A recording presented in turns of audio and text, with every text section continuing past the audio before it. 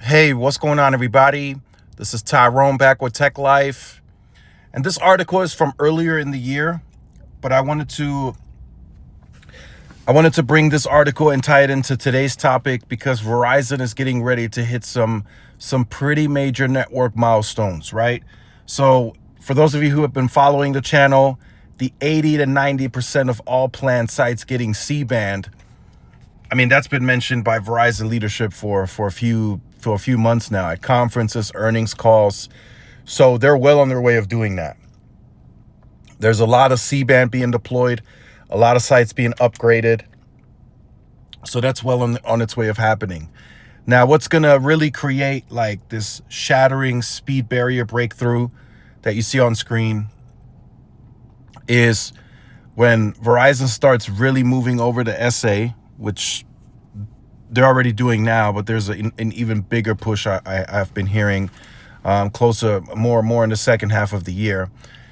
And where the speeds are really going to increase is when this millimeter wave starts aggregating on ENDC with C-band. That's when speeds are really going to skyrocket. So that's the next breakthrough for Verizon, right? They're already doing some of that now, but once everything is SA and C-band and millimeter wave are able to aggregate on an intercell basis, that's when speeds are really going to pick up, and that's when you'll probably connect to millimeter wave even more, right? Right now, people are driving by millimeter wave nodes and are connecting to them. C-band remains the primary connection. I've heard it all, right? So this launching the SA, getting more C-band on sites is going to help just tremendously.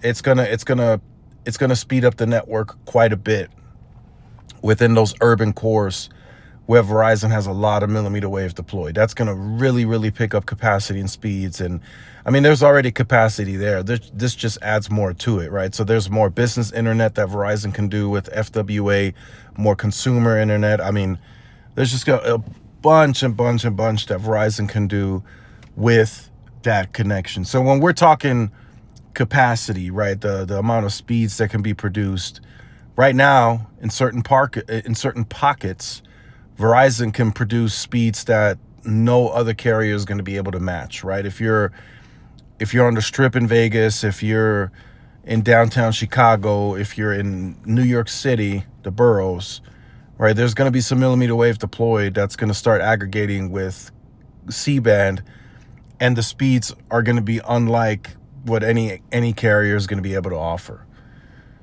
So the use cases that could come out of that, the additional cost savings that could come out of that. I mean, Verizon has to look at it too, right? We keep talking about the AT&T capacity and then monetizing it.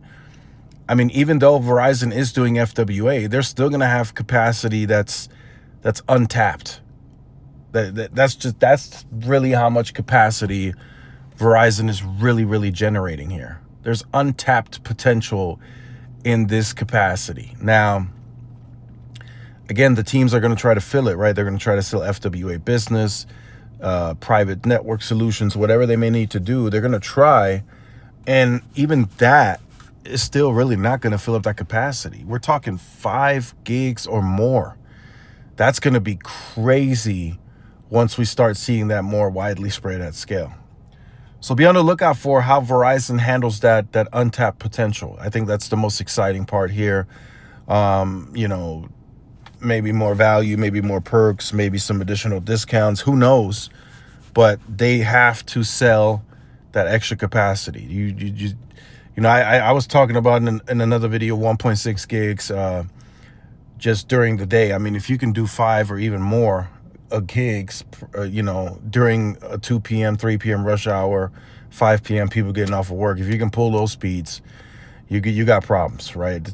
As the carrier, right? It's good for the consumer because there's plenty of capacity. You can do anything on that connection, but the carriers have to sell the capacity. So let me know your thoughts in the comments. Like, share, subscribe. I'll see y'all in the next one. Peace.